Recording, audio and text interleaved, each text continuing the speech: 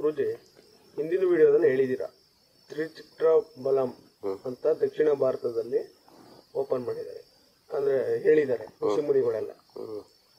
ಈ ಉತ್ತರ ಭಾರತದಲ್ಲಿ ಏನಕ್ಕೆ ಅದನ್ನ ತಗೊಂಡಿಲ್ಲ? ಉತ್ತರ ಭಾರತದಲ್ಲಿ ಯಾಕೆ ತಗೊಳ್ಳಿಲ್ಲ ಅಂತ, ಅಲ್ಲಿ ಸಹ ದೊಡ್ಡ ದೊಡ್ಡ ಋಷಿಮುನಿಗಳು ಇದ್ದಾರಲ್ಲ, ಅವರು ಯಾಕೆ ತಿರುಚಿಟ್ರಂಬಲಂನ ಇದು ಎಕ್ಸೆಪ್ಟ್ ಮಾಡಲಿಲ್ಲ ಉತ್ತರ ಭಾರತದಲ್ಲಿ? ಉತ್ತರ ಭಾರತದಲ್ಲಿ ಯಾಕೆ ಮಾಡಲಿಲ್ಲ?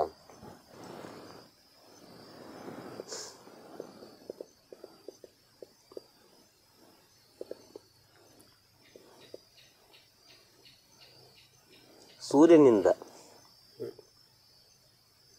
ಸೃಷ್ಟಿ ಅಲ್ವಾ, ಜೊತೆಗೆ ಚಂದ್ರನು, ಅರ್ಥ ಆಗ್ತಲ್ಲ? ಸೂರ್ಯನಿಂದ ಸೃಷ್ಟಿ ಜೊತೆಗೆ ಚಂದ್ರ ಅಲ್ವಾ, ಈ ಪ್ರಪಂಚದ ತಾಯಿ ತಂದೆ. ಈ ಪ್ರಪಂಚದ ತಾಯಿ ತಂದೆ ಯಾರು? ಸೂರ್ಯ ಮತ್ತು ಚಂದ್ರ. ಈ ಪ್ರಪಂಚ ಉರಿಯುತ್ತಿರುವ ಗೋಳವಾಗಿತ್ತು, ಅರ್ಥ ಆಯ್ತಲ್ವ? ಉರಿಯುತ್ತಿರುವ ಗೋಳವಾದ ಪ್ರಪಂಚ ಯಾವುದೋ ಒಂದು ರೀತಿ ಪರಿಪೂರ್ಣ ಆಯಿತು, ಅರ್ಥ ಆಯ್ತಲ್ವ? ಈಗ ಯಾರೆಲ್ಲ ಬಂದರು ಇಲ್ಲಿ? ಸೂರ್ಯ ಬಂದ, ಚಂದ್ರ ಬಂದ, ಉರಿಯುತ್ತಿರುವ ಗೋಳ ಬಂತು, ಅದಾದ ನಂತರ ಪರಿಪೂರ್ಣ ಭೂಮಿ ಆಯಿತು. 4 ವಿಚಾರ ಬಂತ? 4 ವಿಚಾರ ಬಂತ?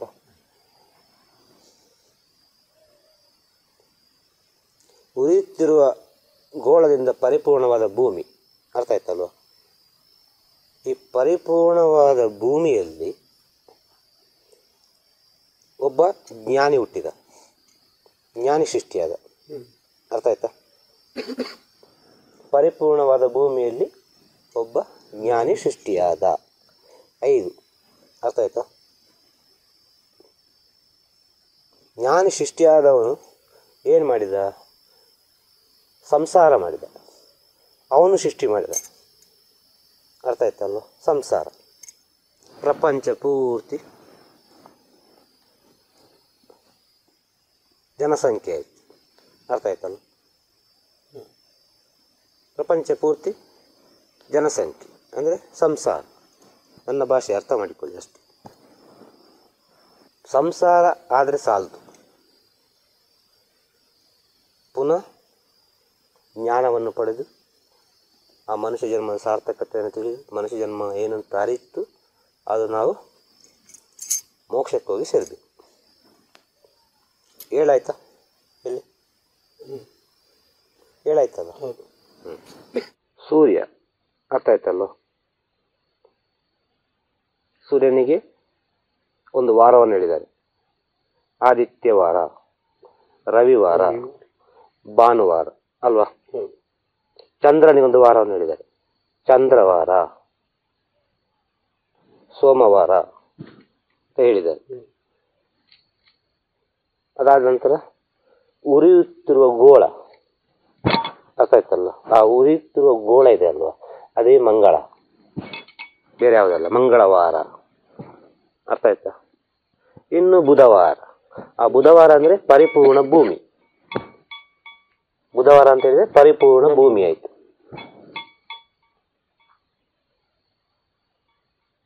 ಅದಾದ ಮೇಲೆ ಗುರುವಾರ. ಆ ಗುರುವಾರ ಒಂದು ಜ್ಞಾನಿ ಸೃಷ್ಟಿಯಾದ, ಈ ಪ್ರಪಂಚದಲ್ಲಿ ಒಂದು ಜ್ಞಾನಿ ಸೃಷ್ಟಿಯಾದ. ಅದಾದ ಮೇಲೆ ಶುಕ್ರವಾರ, ಆ ಜ್ಞಾನಿ ಸಂಸಾರವನ್ನು ಮಾಡಿದ, ಪ್ರಪಂಚದಲ್ಲಿ ಎಲ್ಲ ಜನಸಂಖ್ಯೆಯನ್ನು ಸೃಷ್ಟಿ ಮಾಡಿದ, ಅರ್ಥ ಆಯ್ತಾ? ಜ್ಞಾನಿ ಸೃಷ್ಟಿಯಾದ ಅಂತ ಹೇಳಿದ್ರೆ ಏನು ಅರ್ಥ ಗೊತ್ತಾ? ಇದು ಸ್ವಲ್ಪ ಕನ್ಫ್ಯೂಷನ್ ಇರ್ಬೋದು, ಜ್ಞಾನಿ ಸೃಷ್ಟಿಯಾದ ಅಂತ, ಮೊದಲು ಜ್ಞಾನಿಯೇ ಸೃಷ್ಟಿಯಾದ ಅಂತ ಕೆಲವರಲ್ಲಿ ಹೇಳ್ತಾರಲ್ವ, ಮಂಗನಿಂದ ಮಾನವ ಅಂತೇಳಿ ಒಂದು ವಿಚಾರ ಬರ್ತದೆ ಅಲ್ವಾ? ಅದು ಯಾವುದೋ ರೀತಿಯಲ್ಲಿ ಮಾನವ ಜನ್ಮ ಯಾವುದೋ ರೀತಿಯಲ್ಲಿ ಇತ್ತು, ಏನು ಅಂತೇಳಿ ಅರಿವೇ ಇಲ್ಲ ಆಯಿತು ಮನುಷ್ಯನಿಗೆ. ಮನುಷ್ಯನು ಯಾವುದೇ ರೀತಿಯ ವಸ್ತ್ರವನ್ನು ಕೂಡ ಆಗ್ತಲ್ಲ ಆಯಿತು, ಮೃಗ ಪಕ್ಷಿಗಳನ್ನೆಲ್ಲ ಊಟ ಮಾಡ್ತಿದ್ದವನು. ಮೊದಲಿಗೆ ಒಂದು ಮನುಷ್ಯ ಪ್ರಪಂಚದಲ್ಲಿ ಮೊದಲಿಗೆ ಊಟ ಮಾಡಿದ ವಿಚಾರವೇ ನಾನ್ ವೆಜ್, ವೆಜ್ ಅಲ್ಲ. ವೆಜ್ ಊಟ ಮಾಡಲಿಲ್ಲ ಮನುಷ್ಯ, ಊಟ ಮಾಡಿದ ನಾನ್ ವೆಜ್ ಅನ್ನು. ಇದು ತುಂಬ ಸೂಕ್ಷ್ಮ. ಮನುಷ್ಯನಿಗೆ ಗೊತ್ತಿಲ್ಲ ಏನನ್ನು ಊಟ ಮಾಡಬೇಕು ಅಂತೇಳಿ. ನಾನ್ ವೆಜ್ ಊಟ ಮಾಡಿದ ಮೊದಲು. ಯಾವುದು ನಾನ್ ವೆಜ್ ಊಟ ಮಾಡಿದ? ಈ ಸಮುದ್ರ ತೀರದಲ್ಲಿರುವ, ಸಮುದ್ರ ತೀರ ಉಂಟಲ್ಲ, ಸಮುದ್ರ ತೀರದಲ್ಲಿರುವ ಈ ಸಮುದ್ರದಲ್ಲಿರುವ ಮೀನುಗಳನ್ನು ಈ ಅಲ್ಲಿದ್ದ ಕೆಲವೆಲ್ಲ ಪ್ರಾಣಿಗಳು ಬಂದು ಊಟ ಮಾಡ್ತಾ ಇತ್ತು ಅದನ್ನು. ಕೆಲವು ಹಕ್ಕಿಗಳೆಲ್ಲ ಬಂದು ಊಟ ಮಾಡ್ತಾ ಇತ್ತು. ಇದನ್ನು ಮನುಷ್ಯ ನೋಡಿದ. ಇದನ್ನು ಮನುಷ್ಯ ನೋಡಿ ಅದು ಯಾವ ರೀತಿ ಊಟ ಮಾಡ್ತಾ ಅದೇ ರೀತಿ ಊಟ ಮಾಡ್ಲಿಕ್ಕೆ ಪ್ರಾರಂಭಿಸಿದ್ರು. ಅರ್ಥ ಆಯ್ತಲ್ವ? ಇದು ಯಾವುದೋ ಒಂದು ವಿಚಾರಕ್ಕೆ ಬಂದದು, ಇದು ಬೇಡ. ಅರ್ಥ ಆಯ್ತಲ್ವ? ಇದು ತುಂಬ ಸೂಕ್ಷ್ಮ. ಇದು ಅದು ಹೋದ್ರೆ ಹೋಗ್ತಾನೆ ಇರ್ತದೆ. ಇದು ನಾವೀಗ ಜ್ಞಾನಿಗೆ ಬರುವ. ಜ್ಞಾನಿ ಆದ್ದು ಹೇಗೆ ಅಂತ ಹೇಳಿದ್ರೆ, ಎಲ್ಲ ವಿಚಾರವನ್ನು ಪರಿವರ್ತನೆ ಆಗಿ ಆಗಿ ಆಗಿ ಆಗಿ, ಅರ್ಥ ಆಯ್ತಲ್ಲ? ಆ ನಾನ್ ವೆಜ್ ಊಟ ಮಾಡಿದ ಮೊದಲು, ಅದಾದ ನಂತರ ಅದು ಬೇಡ ಅಂತೇಳಿ ಗೆಡ್ಡೆಗಳನ್ನು ಊಟ ಮಾಡಿ ಬೇಯಿಸಿದ ಆಹಾರವನ್ನು ಊಟ ಮಾಡಿದ. ಅಂದರೆ ಕಾಡಿನಲ್ಲಿ ಕಾಡ್ಗಿಚ್ಚಿನಲ್ಲಿ ಉಂಟಾದ ಕೆಲವೆಲ್ಲ ಪ್ರಾಣಿ ಪಕ್ಷಿಗಳು ಬಿದ್ದಿತ್ತು, ಅರ್ಥ ಆಯ್ತಲ್ಲ? ಅದನ್ನು ಊಟ ಮಾಡಲಿಕ್ಕೆ ಸ್ಟಾರ್ಟ್ ಮಾಡಿದ.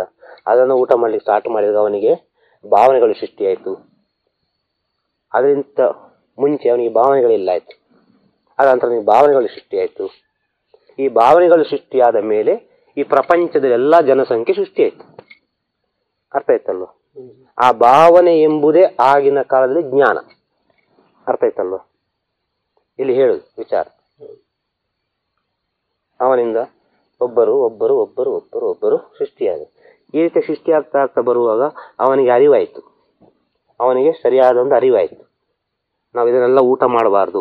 ನಮಗೆ ಅಂತೇಳಿ ಒಂದು ಊಟ ಇದೆ, ಭಗವಂತ ಕೊಟ್ಟ ಊಟ ಇದೆ, ಹಣ್ಣು ಹಂಪಲು ಗೆಡ್ಡೆ ಗೆಣಸು, ಇದು ನನ್ನ ಊಟ ಎಂಬ ವಿಚಾರವನ್ನು ಅವನು ಅರ್ಥ ಮಾಡಿಕೊಂಡು ಅದನ್ನು ಊಟ ಮಾಡಿದ.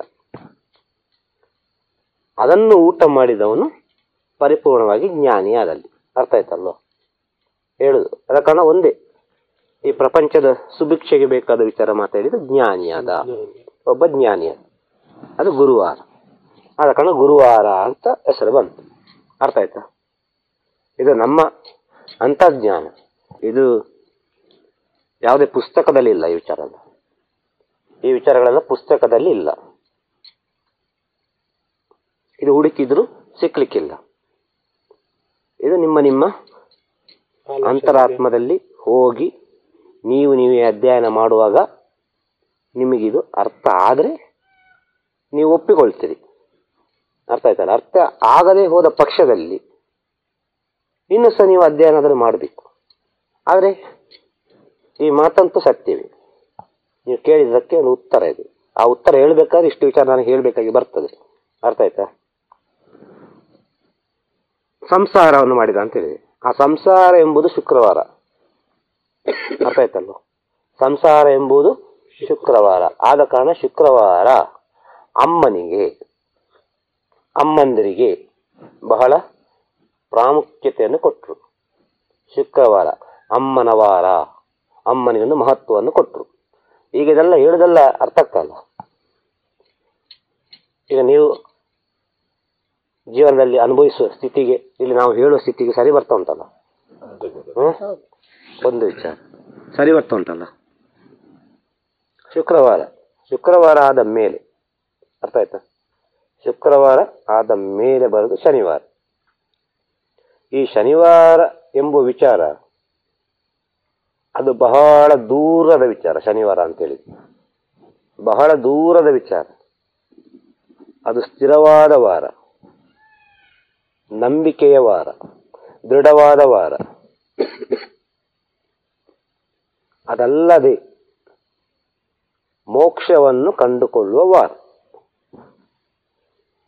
ವಿಜ್ಞಾನದಲ್ಲಿ ಕೂಡ ಭೂಮಿಯಿಂದ ಬಹು ದೂರವಾಗಿರುವ ಗ್ರಹ ಯಾವುದು ಅಂತ ಹೇಳಿದರೆ ಶನಿ ಗ್ರಹ. ಇದೆಲ್ಲ ಒಂದು ಲೆಕ್ಕಾಚಾರ. ಅರ್ಥ ಆಗ್ತದ? ಅದಿರಲಿ ವಿಚಾರ. ಈ ಭೂಮಿಯಲ್ಲಿ 70 ಭಾಗ ನೀರು ಅಂತ ಹೇಳಿದ್ದಾರೆ. 70 ಭಾಗ ನೀರು. ಇದು ಅದರಿಂದ ಹಿಂದೆ ನೀರಿನ ರೂಪವನ್ನು ತಾಳುವ ಹಿಂದೆ ಇದು ಉರಿಯುತ್ತಿರುವ ಗೋಳವಾಗಿತ್ತು.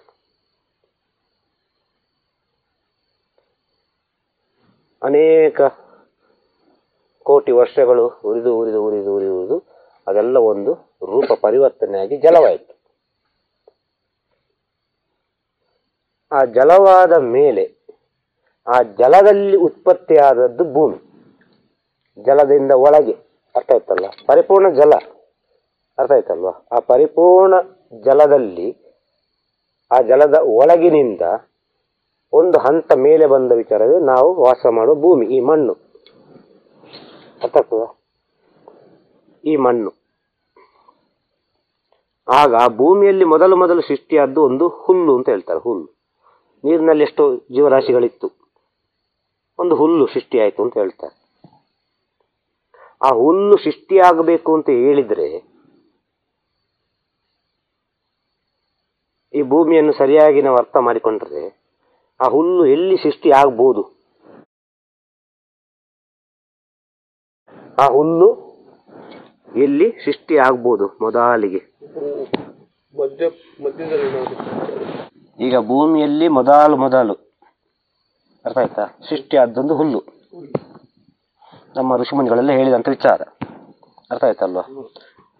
ನೀರಿನಲ್ಲಿ ಅನೇಕ ಜೀವರಾಶಿಗಳಿತ್ತು, ಅರ್ಥ ಆಯ್ತಾ?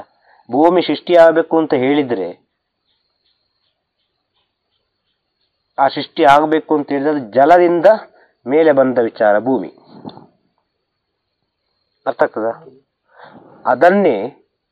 ಇದನ್ನು ಇನ್ನೊಂದು ರೀತಿಯಲ್ಲಿ ನಾವು ನೋಡುವುದಾದ್ರೆ ಶ್ರೀಮನ್ನಾರಾಯಣನನ್ನು, ಅರ್ಥ ಆಯ್ತಾ? ಶ್ರೀಮನ್ನಾರಾಯಣನನ್ನು ಎಲ್ಲಿ ತೋರಿಸಿದ್ದಾರೆ? ವೈಕುಂಠದಲ್ಲಿ ತೋರಿಸಿದ್ದಾರೆ ಅಲ್ವಾ? ಹೇಗೆ ತೋರಿಸಿದ್ದಾರೆ? ಕ್ಷೀರಸಾಗರದ ನಡುವಿನಲ್ಲಿ ಅಲ್ವಾ? ಒಂದು ಆದಿಶೇಷನ ಜೊತೆ ಅವನು ಮಲ್ಕೊಂಡು ಅಲ್ವಾ ತೋರಿಸಿದ್ದಾರೆ. ಅದೆಲ್ಲಿದೆ? ನೀರಿನ ನಡುವಿನಲ್ಲಿದೆ, ಸಾಗರದ ನಡುವಿನಲ್ಲಿದೆ. ಇದು ಭೂಮಿ ತತ್ವ. ಇದನ್ನು ನಾವು ಅರ್ಥ ಮಾಡಿಕೊಳ್ಬೇಕು. ಅದೇ ರೀತಿ ಅದರಲ್ಲಿ 7 ಜಡೆಯನ್ನು ಹೇಳಿದ್ದಾರೆ, ಅರ್ಥ ಆಯ್ತಲ್ವ? ಈ ಸೃಷ್ಟಿಯ ಒಂದು ವಿಚಾರವನ್ನು ಅದರಲ್ಲಿ ಹೇಳಿದ್ದಾರೆ. ಅದು ನಾವು ಅರ್ಥ ಮಾಡಿಕೊಳ್ಬೇಕು ಸೂಕ್ಷ್ಮವಾಗಿ, ಹೇಗೆಲ್ಲ ಬಂತು ಅಂತೇಳಿ. ಸಿನಿಮಾದಲ್ಲಿ, ಪಿಕ್ಚರ್ನಲ್ಲಿ, ಒಂದು ಪೇಂಟಿಂಗಲ್ಲಿ ಎಷ್ಟು ಸಹ ಜಡೆ ಮಾಡ್ಬೋದು, ಅದು ಬೇರೆ ವಿಚಾರ. ಅದು ಅವರನ್ನ ಕಲ್ಪನೆಗೆ ಬಿಟ್ಟ ವಿಚಾರ.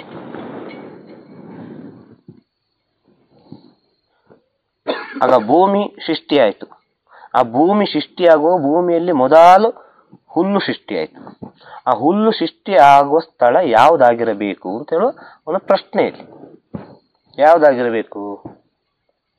ನೀರಿನ ಹತ್ತಿರ ಇರುವ ಪ್ರದೇಶ ಆಗಬೇಕು ಅಲ್ವಾ? ನೀರಿನ ಹತ್ತಿರ ಇರುವ ಪ್ರದೇಶವಾಗಬೇಕು. ಮೊದಲು ಭೂಮಿ ಸೃಷ್ಟಿಯಾದಲ್ಲಿ ನೀರಿನಲ್ಲಿ ಅಲ್ವಾ? ನೀರಿನ ಹತ್ತಿರದಲ್ಲಿ. ಅಲ್ಲಿಂದ ಮತ್ತೆ ಭೂಮಿ ಬೆಳೀತಾ ಬೆಳೀತಾ ಬೆಳೀತಾ ಮುಂದೆ ಮುಂದೆ ಮುಂದೆ ಹೋದದ್ದು. ಭಾರತ ದೇಶ ಅಂತ ನಾವು ತಕೊಂಡ್ರೆ, ಅರ್ಥ ಆಯ್ತಾ?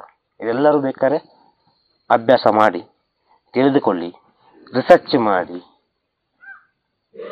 ಅಲ್ಲೊಂದು ವಿಜ್ಞಾನಿಗಳ ಹತ್ರ ಹೋಗಿ ಕೇಳಿ ಇದೆಷ್ಟರ ಮಟ್ಟಿಗೆ ಸತ್ಯ ಅಂತೇಳಿ. ಭಾರತ ದೇಶವನ್ನು ತಕೊಂಡ್ರೆ ಭಾರತ ದೇಶದ ಸೃಷ್ಟಿ ಎಲ್ಲಿಂದ ಆಯ್ತು ಅಂತ ಹೇಳಿದ್ರೆ ದಕ್ಷಿಣದಿಂದ ಆಯ್ತು. ಅರ್ಥ ಆಗ್ತದ?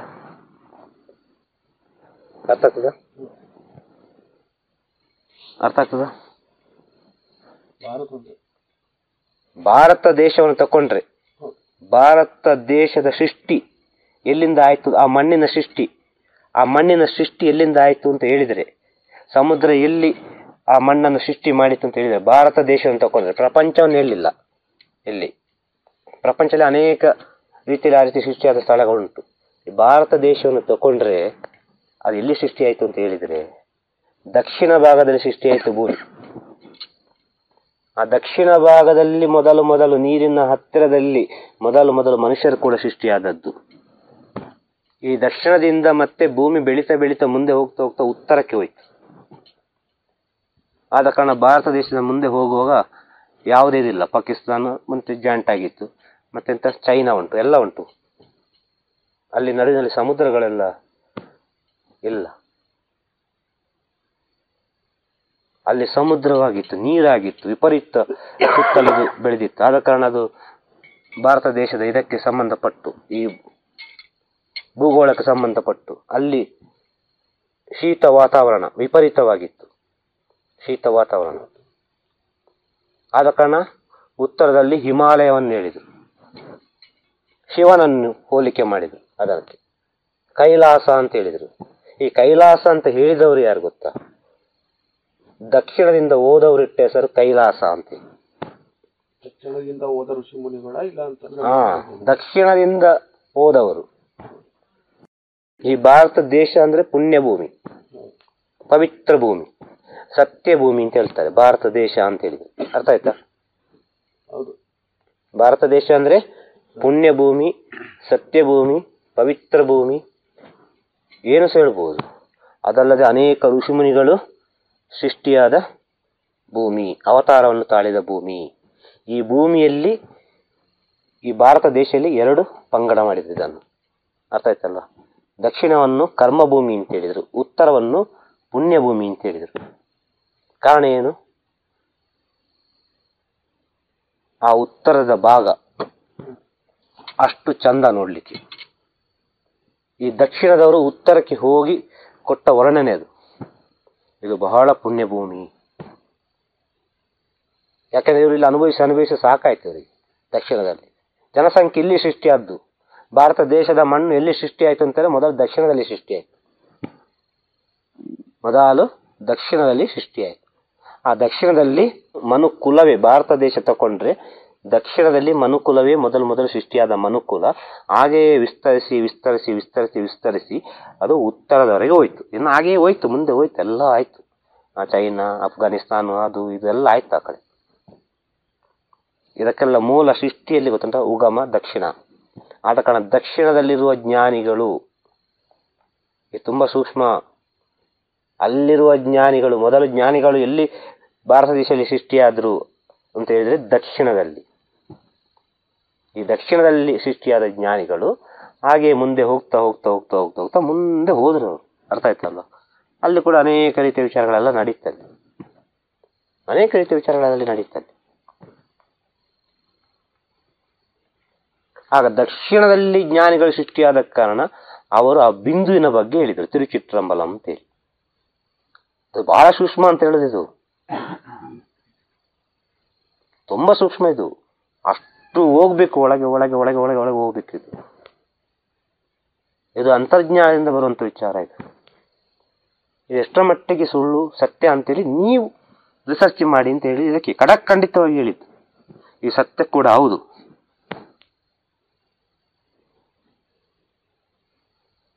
ಕಾರಣ ಏನು? ಈ ಕಡೆ ಬಂಗಾಳ ಕೊಲ್ಲಿ, ಈ ಕಡೆ ಅರಬ್ಬಿ ಸಮುದ್ರ, ಈ ಕಡೆ ಹಿಂದೂ ಮಹಾಸಾಗರ ಅಲ್ಲ, ಮೂರು ಕೂಡ ಸೇರ್ತದೆ ಇಲ್ಲಿ ಸಮುದ್ರ. ಅದರಿಂದ ಕೆಳಗೆ ಶಿವನನ್ನು ಬಹಳಷ್ಟು ಪೂಜಿಸುವುದು ಎಲ್ಲಿ ಅಂತ ಹೇಳಿದ್ರೆ ಶ್ರೀಲಂಕಾದಲ್ಲಿ. ರಾವಣ ಅಂತ ಒಬ್ಬ ಇದ್ದ. ಅರ್ಥ ಆಯ್ತಲ್ವ? ಇವನು ಬಹಳ ದೊಡ್ಡ ಜ್ಞಾನಿಯಾಗಿದ್ದ, ಕಾಲಜ್ಞಾನಿಯಾಗಿದ್ದ. ಇವನು ಶಿವನನ್ನು ನೋಡ್ಲಿಕ್ಕೆ, ಆ ಶಿವನನ್ನು ಇವನು ವರ್ಣಿಸಿದ್ದು, ಆ ವರ್ಣನೆ ಮಾಡಿದ್ದು ಎಲ್ಲಿ ಅಂತಾರೆ, ಈ ಜ್ಞಾನಿಗಳೆಲ್ಲ ಹೇಳಿದ್ರು ಅದು ಕೈಲಾಸ, ಅಲ್ಲಿಗೆ ಹೋಗಬೇಕು, ಅಲ್ಲಿ ಹೋಗಿ ಶಿವನನ್ನು ಧ್ಯಾನ ಮಾಡಬೇಕು, ಅಲ್ಲಿ ಹೋಗಬೇಕು ಅಂತೇಳಿ. ಆದ ಕಾರಣ ರಾವಣ ಅಂತ ಹೇಳುವನು ಶಿವನನ್ನು ನೋಡ್ಲಿಕ್ಕೆ ಬೇಕಾಗಿ ಉತ್ತರಕ್ಕೆ ಬಂದ. ಅರ್ಥ ಆಗ್ತಾ ಹೇಳಿದ್ದು? ಆಗ ಈ ರಾವಣನನ್ನು ನೋಡ್ಲಿಕ್ಕೆ ಬೇಕಾಗಿ ಉತ್ತರದಲ್ಲಿದ್ದ ರಾಮ ದಕ್ಷಿಣಕ್ಕೆ ಬಂದ. ಆಗ ಆ ಭಗವಂತ ಒಂದು ಮೋಕ್ಷವನ್ನು ಕೊಡ್ಲಿಕ್ಕೆ ಅವನು ದಕ್ಷಿಣಕ್ಕೆ ಬಂದಲ್ಲ, ಅದು ಮೋಕ್ಷ ಸ್ಥಾನ ದಕ್ಷಿಣ ಎಂಬುದು. ಆದ ಕಾರಣ ಹೇಳಿದ ಅದು ಉಗಮ ಸ್ಥಾನ. ಅರ್ಥ ಆಗ್ತದೆ ಈಗ? ದಕ್ಷಿಣಕ್ಕೆ ಬಂದ, ಉತ್ತರದಿಂದ ದಕ್ಷಿಣಕ್ಕೆ ಬಂದ ಶ್ರೀಲಂಕಾಕ್ಕೆ. ಶ್ರೀಲಂಕೆಗೆ ಬರ್ಲಿಕ್ಕೆ ಆಗ್ಲಿಲ್ಲ. ಆ ಮೋಕ್ಷ ಕೊಡಬೇಕಾದ್ರೆ ಎಷ್ಟು ಕಷ್ಟ ಆಯ್ತು, ಅದು ಇನ್ನೂ ಸೂಕ್ಷ್ಮ. ಇದೆಲ್ಲ ಮಾತಾಡಲಿಕ್ಕೆ ಹೋದರೆ ಇದು ಯಾರು ಜೀರ್ಣ ಮಾಡಲಿಕ್ಕೆ ಆಗದಂಥ ವಿಚಾರ ಇದೆಲ್ಲ. ಆದ ಕಾರಣ ದಕ್ಷಿಣ ಭಾಗದಲ್ಲಿ ಮೊದಲು ಜ್ಞಾನ ಎಂಬುದು ಸೃಷ್ಟಿಯಾದದ್ದು, ಬೇರೆ ಏನಲ್ಲ. ಆದ ಕಾರಣ ಇಲ್ಲಿಯ ಜ್ಞಾನಿಗಳು ಹೇಳಿದ್ದು. ಇವರು ಹೋಗ್ತಾ ಹೋಗ್ತಾ ಹೋಗ್ತಾ ಹೋಗ್ತಾ ಹೋಗ್ತಾ ನಾಗರಿಕತೆ ಬೆಳೀತಾ ಬೆಳೀತಾ ಬೆಳೀತಾ ಎಲ್ಲ ವಿಚಾರಗಳು ಇನ್ನಷ್ಟು ಸೂಕ್ಷ್ಮವಾಗಿ ಹೋಗ್ತಾ ಹೋಗ್ತಾ ಹೋಗ್ತಾ ಆ ಸಮಯದಲ್ಲಿ ಆ ಕಡೆ ಹೋಗ್ತಾ ಹೋಗುವಾಗ ವಾತಾವರಣಕ್ಕೆ ತಕ್ಕಂತೆ ನಮ್ಮ ವಾತಾವರಣ ಅರ್ಥ ಆಯ್ತಲ್ಲ, ಆ ವಾತಾವರಣಕ್ಕೆ ತಕ್ಕಂತೆ ನಮ್ಮ ಉಚ್ಚಾರಗಳು ಕೂಡ ಬದಲಾವಣೆ ಆಗ್ತದೆ. ಒಂದೊಂದು ರೀತಿ ಮುಂದೆ ಮುಂದೆ ಮುಂದೆ ಹೋಗ್ತಾ ಹೋಗುವಾಗ ಆ ಉಚ್ಚಾರಣೆ ಕೂಡ ಬದಲಾವಣೆ ಆಗ್ತದೆ. ಈಗ ತುಂಬ ಚಳಿ ಇದ್ದ ಸ್ಥಳದಲ್ಲಿ ಮಾತನಾಡುವಾಗ ಏನಾಗ್ತದೆ, ನಡ್ಕ ಸ್ಟಾರ್ಟ್ ಆಗ್ತದೆ ಅಲ್ವಾ. ತುಂಬ ಬೆಚ್ಚಗಿದ್ದ ಸ್ಥಳದಲ್ಲಿ ಮಾತನಾಡುವಾಗ ಏನಾಗ್ತದೆ, ಆರಾಮವಾಗಿ ಮಾತನಾಡಬಹುದು ಅಲ್ವಾ. ತುಂಬ ಮಳೆ ಬರುವ ಸ್ಥಳದಲ್ಲಿ ಮಾತಾಡ್ಲಿಕ್ಕೆ ಹೇಗಿರ್ತದೆ ಅಲ್ವಾ. ತುಂಬ ಬೆಚ್ಚಗಿರೋ ಸ್ಥಳದಲ್ಲಿ ಆರಾಮವಾಗಿ ಮಾತನಾಡುವುದಲ್ಲ. ಆಗ ದಕ್ಷಿಣ ಎಂಬುದು ಯಾವತ್ತೂ ಬೆಚ್ಚಗಿರುವ ಸ್ಥಳ, ಅದು ಚಳಿ ಇರುವ ಸ್ಥಳ ಉತ್ತರ. ಆ ಚಳಿ ಎಂಬುದು ಅದಕ್ಕೆ ಸ್ವರ್ಗ ಅದಕ್ಕಿಂತ ಯಾಕೆ ಹೇಳಿದ್ರು ಗೊತ್ತುಂಟ, ತಂಪು ಆ ಶೀತ ಎಂಬ ವಿಚಾರ ಯಾಕೆ ಅದಕ್ಕೆ ಕೈಲಾಸ ಅಂತ ಹೇಳಿದ್ರು ಅಂತ ಹೇಳಿದರೆ, ತನ್ನ ದೇಹದಲ್ಲಿ ಒಂದು ಕುಂಡಲಿನಿ ಶಕ್ತಿ ಜಾಗೃತ ಆಗಬೇಕು ಅಂತ ಆದರೆ, ಆ ಸಮಾಧಿ ಸ್ಥಿತಿಯನ್ನು ಕಂಡುಕೊಳ್ಬೇಕು ಅಂತ ಆದರೆ, ಇನ್ನು ಅನೇಕ ರೀತಿ ಜ್ಞಾನಗಳನ್ನು ಕಂಡುಕೊಳ್ಬೇಕು ಅಂತ ಆದರೆ ನಮ್ಮ ದೇಹ ಕೋಲ್ಡ್ ಆಗಬೇಕು. ಕೋಲ್ಡ್ ಅಂದ್ರೆ ಗೊತ್ತಾಯ್ತಲ್ಲ, ಚಳಿ ಅಂದ್ರೆ ಒಳಗೆ ಎಂತ ಹೇಳೋದಕ್ಕೆ, ತಣ್ಣಗೆ ಆಗಬೇಕು. ತಣ್ಣಗೆ ಆಗ್ತಾ ಹೋಗ್ಬೇಕು. ಆಗ ನಮ್ಮ ಒಳಗಿರೋ ಜ್ಞಾನ ಅಂತರ್ಜ್ಞಾನ ಇನ್ನೂ ಒಳಗೆ ಪ್ರವೇಶ ಆಗ್ತಾ ಇರೋದು. ಆ ಜ್ಞಾನ ಸಿಗಬೇಕು ಅಂತಂದ್ರೆ ದೇಹ ತಣ್ಣಗೆ ಆಗಬೇಕು. ದೇಹ ಬಿಸಿಯಾಗಿ ತಣ್ಣಗೆ ಆಗುದು, ಒಂದೇ ಸಲ ತಣ್ಣಗೆ ಆಗುದಲ್ಲ. ಒಂದು ವ್ಯಕ್ತಿ ಮರಣ ಪಡುವ ಸಮಯದಲ್ಲಿ ಅವನ ದೇಹ ತಣ್ಣಗೆ ಆಗಿ ಹೋಗ್ತದಲ್ವಾ. ಅರ್ಥ ಆಗ್ತದ? ಹೌದಲ್ವಾ? ಹಾಗೆ ಜ್ಞಾನವನ್ನು ಕಂಡುಕೊಳ್ಬೇಕಾದ್ರೆ, ಸಮಾಧಿ ಸ್ಥಿತಿಯನ್ನು ಕಂಡುಕೊಳ್ಬೇಕು ಅಂತ ಆದ್ರೆ ತನ್ನ ದೇಹ ತಣ್ಣಗೆ ಆಗಬೇಕು. ಆ ತಣ್ಣಗೆ ಎಂಬ ಚಳಿ ಎಂಬ ವಿಚಾರ, ಒಂದು ಉದಾಹರಣೆ ಹೇಳುದು ನಾನು, ಇದು ಅರ್ಥ ಮಾಡಿಕೊಳ್ಬೇಕು. ಆ ಚಳಿ ಎಂಬ ವಿಚಾರ ತನ್ನ ಒಳಗೆ ಅನುಭವ ಆಗುವಾಗ ಆ ಸ್ಥಳಕ್ಕೆ ಹೋಗುವ ಆ ಚಳಿ ಇಲ್ಲಿ ಪ್ರಕೃತಿ ಮೂಲಕವಾಗಿ ಬರ್ತಾ ಉಂಟಲ್ಲ, ಪ್ರಕೃತಿ ಮೂಲಕವಾಗಿ ಇಲ್ಲಿ ಚಳಿ ಬರ್ತಾ ಉಂಟು, ತಣ್ಣಗೆ ಆಗ್ತಾ ಉಂಟು. ಹಾಗಾದ್ರೆ ಇದು ಆ ಭಗವಂತ ಇರೋ ಸ್ಥಳ, ಇದು ಪುಣ್ಯ ಭೂಮಿ ಅಂತ ಹೇಳಿದ್ರು. ಇದು ಮನುಷ್ಯನ ದೇಹಕ್ಕೆ ಸಂಬಂಧಪಟ್ಟು ಒಳಗೆ ನಡೆಯುವ ವಿಚಾರಗಳಿಗೆ ಸಂಬಂಧಪಟ್ಟು ಹೇಳುವಂತ ವಿಚಾರ, ಅಥವಾ ಸುಲಭ ವಿಚಾರ ಅಲ್ಲ. ಅರ್ಥ ಆಯ್ತಲ್ಲ? ಆದ ಕಾರಣ ದಕ್ಷಿಣ ಭಾರತದಲ್ಲಿ ಮೊದಲು ಮನುಷ್ಯ ಜೀವರಾಶಿ ಸೃಷ್ಟಿಯಾದ್ದು. ಭಾರತ ದೇಶ ತಕೊಂಡ್ರೆ ಮಾತ್ರ, ಪ್ರಪಂಚವನ್ನು ಹೇಳಿಲ್ಲ ಇಲ್ಲಿ. ಆಗ ದಕ್ಷಿಣ ಭಾರತದಲ್ಲಿ ಜ್ಞಾನಿಗಳು ಮೊದಲು ಸೃಷ್ಟಿಯಾದವರು, ಅವರು ಹೇಳಿದಂಥ ವಿಚಾರ ಇದು. ಆದ ಕಾರಣ ಇದು ತುಂಬಾ ಹಿಂದಿನ ವಿಚಾರ. ಅದು ಪುಣ್ಯಭೂಮಿ ಅಂತ ಆಗೋ ಸಮಯದಲ್ಲಿ ಅವ್ರು ಏನು ಮಾಡಿದ್ರು, ಈ ವಿಷಯವನ್ನು ಶಾರ್ಟ್ ಮಾಡಿದ್ರು. ಯಾವುದು? ಈ ತಿರುಚಿಟ್ರಂಬಲಂ ಹೇಳೋ ವಿಷಯವನ್ನು ಆ ವಾತಾವರಣಕ್ಕೆ ತಕ್ಕ ಹಾಗೆ ಶಾರ್ಟ್ ಆಗಿ ಸುಲಭವಾಗಿ ಪಟ್ಟ ಅಂತೇಳಿ ಓಂ ಅಂತ ಹೇಳಿಬಿಟ್ರು. ಅದೆಲ್ಲರಿಗೂ ಸುಲಭ ಆಗ್ತದೆ ಓಂ. ಆಗ ಇದು ಎಷ್ಟು ಹಳೆಯ ವಿಚಾರ. ಓಂ ಎಂಬ ವಿಚಾರಕ್ಕಿಂತ ಹಿಂದೆ ಪ್ರಪಂಚದ ಈ ಸೃಷ್ಟಿಯಲ್ಲಿ ಮನುಷ್ಯ ಸೃಷ್ಟಿಯಾದಾಗ ಜ್ಞಾನವನ್ನು ತಿಳಿದಾಗ ಹೇಳಿದಂತ ವಿಚಾರ ಇದು. ಯಾವುದು? ಇದನ್ನೇ ಓಂ ಅಂತ ಹೇಳಿದ್ರು ಆ ಕಡೆ ಉತ್ತರ ಭಾರತದಲ್ಲಿ, ಆ ಸೈಡ್. ಅರ್ಥ ಆಯ್ತಾ? ಆರ್ಟಿಫಿಷಿಯಲ್ಗೋಸ್ಕರ ರೆಡಿ ಮಾಡ್ಕೊಂಡಿದ್ದ ಯಾರು? ಓಮನ್. ಇಲ್ಲ, ಆರ್ಟಿಫಿಷಿಯಲ್ಗಾಗಲ್ಲ. ಅದನ್ನು ಅವರು ಶಾರ್ಟ್ ಅಲ್ಲಿ ಹೇಳಿದ್ರು, ಸಿಂಪಲ್ ಆಗಿ. ಅರ್ಥ ಆಯ್ತಾ? ಅದ್ರಲ್ಲಿರೋ ಅರ್ಥ ಎಲ್ಲ ಬರೀ ಓಂಗೆ ಫೀಡ್ ಮಾಡಿದ್ದು. ಯಾವ್ದಲ್ಲಿ? ಇದರಲ್ಲಿರುವ ಅರ್ಥವನ್ನು, ಈ ತಿರುಚಿಟ್ರಂಬಲಂನಲ್ಲಿರುವ ಅರ್ಥವನ್ನು ಓಂ ಆಗಿ ಶಾರ್ಟ್ ಆಗಿ ಹೇಳಿದರು. ಈಗ ಕನ್ನಡದಲ್ಲಿ ಕ್ಷಮಿಸಿ ಬಿಡಿ ಯಾರಾದ್ರೂ ಹೇಳ್ತಾರ? ಅಲ್ಲ, ಕನ್ನಡದಲ್ಲಿ ಯಾರು ಹೇಳಲ್ಲ. ಅಲ್ಲ, ಈಗ ಏನಾದ್ರು ಏನೊಂದು ಹೋಗುವಾಗ ಏನೋ ಒಂದು ತೊಂದರೆ ಆಯಿತು, ಏನೋ ಒಂದು ಟಚ್ ಆಯಿತು, ಗಾಡಿ ಟಚ್ ಆಯಿತು, ಏನೊಂದು ಆಯಿತು, ಏನು ಹೇಳ್ತಾರೆ? ಕ್ಷಮಿಸಿ ಬಿಡಿ ಅಂತ ಹೇಳ್ತಾರ. ಕನ್ನಡದಲ್ಲಿ ಏನು ಹೇಳುದು? ಕ್ಷಮಿಸಿ ಅಲ್ಲ, ಕ್ಷಮಿಸಿ ಬಿಡಿ, ಕ್ಷಮಿಸಿ ಬಿಟ್ಟು ಬಿಡಿ ಅಲ್ವಾ ಹೇಳ್ತಾರೆ ಕನ್ನಡದಲ್ಲಿ ಅಲ್ವಾ. ಯಾರಾದರೂ ಉಚ್ಚಾರಣೆ ಮಾಡ್ತಾರಾ? ಮಾಡೋದಿಲ್ಲ. ಸಾರಿ ಅಂತೇಳಿ ಉಚ್ಚಾರ ಮಾಡ್ತಾರೆ. ಯಾಕೆ ಸಾರಿ ಅಂತೇಳಿ ಉಚ್ಚಾರಣೆ ಮಾಡ್ತಾರೆ? ಶಾರ್ಟ್ ಆಗಿ ಸುಲಭವಾಗಿ ಉಂಟು, ಸ್ಪಾಟ್ ಅಲ್ಲಿ ಬರ್ತದೆ ಸಾರಿ. ಸಾರಿ ಇನ್ನು ಬಂದ ಕೂಡಲೇ ನಮಸ್ತೆ ಅಂತ ಹೇಳ್ತಾರ? ಹಾಯ್, ಅದು ಬೇಗ ಆಗ್ತದೆ ಹಾಯ್. ಯಾಕೆ? ಅದು ಶಾರ್ಟ್ ಅಲ್ಲಿ ಆಯ್ತು. ಈ ಶಬ್ದ ಹೇಗೆ ಬಂತು ನಮಗೆ? ಈ ಉಚ್ಚಾರಣೆಗಳೆಲ್ಲ ನಮ್ಮ ಸಣ್ಣ ಮಗು ಕೂಡ ಹೇಳ್ತದೆ ಈಗ ಅಲ್ವಾ. ಸಣ್ಣ ಮಗು ಕೂಡ ಹೇಳ್ತದೆ. ಈಗ ಟೀ ಅಂತ ಹೇಳ್ತಾರೆ, ಯಾಕೆ ಚಹಾ ಅಂತ ಹೇಳ್ತಾರೆ, ಕಾಫಿ ಅಂತ ಹೇಳ್ತೇವೆ ಇಂಗ್ಲಿಷಲ್ಲಿ. ಕಾಫಿ ಕನ್ನಡದಲ್ಲಿ ಏನು ಹೇಳುದು? ಕಾಫಿ ಕನ್ನಡದಲ್ಲಿ ಏನು ಹೇಳುದು? ಕಾಫಿ. ಹಾ, ಟೊಮೆಟೊಕ್ಕೆ ಕನ್ನಡ ವರ್ಡ್ ಅಲ್ಲ ಟೊಮೆಟೊ. ಕನ್ನಡದ ಶಬ್ದ ಬೇರೆ ಇದೆ. Tomato English word. ಭಾರತ ದೇಶವನ್ನು ಇಂಗ್ಲಿಷರು ಆಳಿದ್ರು ಅಲ್ವಾ. ಭಾರತ ದೇಶವನ್ನು ಬ್ರಿಟಿಷರು ರಾಜ್ಯಭಾರ ಮಾಡ್ತಾ ಇದ್ರು, ಆಳಿದ್ರು. ಆಗ ಅವರು ಆಳಿದ ಕಾರಣ ಅವರಲ್ಲಿರುವ ಎಲ್ಲ ವಿಚಾರಗಳೆಲ್ಲ ಹರಡಿತಲ್ವಾ. ಈ ಸತ್ಯ ಅಲ್ವಾ? ಈ ಸತ್ಯ ಅಲ್ವಾ? ಎಷ್ಟೋ ವಿಚಾರ ಇವತ್ತು ಕನ್ನಡದ ವಿಚಾರ ಕನ್ನಡದವರಿಗೆ ಗೊತ್ತಿಲ್ಲ ಅದು ಏನು ವಿಚಾರ ಅಂತೇಳಿ. ನನ್ನನ್ನು ಸೇರಿಸಿ ಹೇಳುದು, ನನ್ನನ್ನು ಸೇರಿಸಿ ಹೇಳುದು. ಅದೆಷ್ಟೋ ವಿಚಾರಗಳು ನಮಗೆ ಗೊತ್ತಿಲ್ಲ. ಈ ಕನ್ನಡದ ನಿಜವಾದ ಶಬ್ದಗಳು ಏನು ಅಂತೇಳಿ, ಈ ನಿಜವಾದ ವಿಷಯಗಳು, ಕನ್ನಡದ ಒಳಗಿನ ನಿಜವಾದ ವಿಷಯಗಳು ಏನು ಅಂತ ಗೊತ್ತಿಲ್ಲ. ಕಾರಣ ಏನು? ಕಾರಣ ಏನು ಅಂತ ಕೇಳುದು ನಾನು. ಪರ್ಸೆಂಟ್ ಯಾರಿದ್ದಾರೆ, ಪರ್ಸೆಂಟ್ ನಮ್ಮ ಮೇಲೆ ಯಾರಿದ್ದಾರೆ, ಅವರು ಏನು ಹೇಳಿಕೊಟ್ಟಿದ್ದಾರೆ ಅದು ಮಾತ್ರ ನಮಗೆ ಗೊತ್ತು. ಭಾರತ ದೇಶದಲ್ಲಿ ಪರ್ಸೆಂಟ್ ಆಗಿ ನಮ್ಮನ್ನು ಆಳ್ವಿಕೆ ಮಾಡಿ ಹೋದವರು ಬ್ರಿಟಿಷರು. ಆದ ಕಾರಣ ಬ್ರಿಟಿಷರು ಬಿಟ್ಟು ಹೋದ ವಿಚಾರಗಳೆಲ್ಲ ಉಂಟು ಅಲ್ವಾ. ಪ್ರತಿಯೊಂದು ವಿಚಾರ ಹೇಳ್ತಾರೆ ಅದು.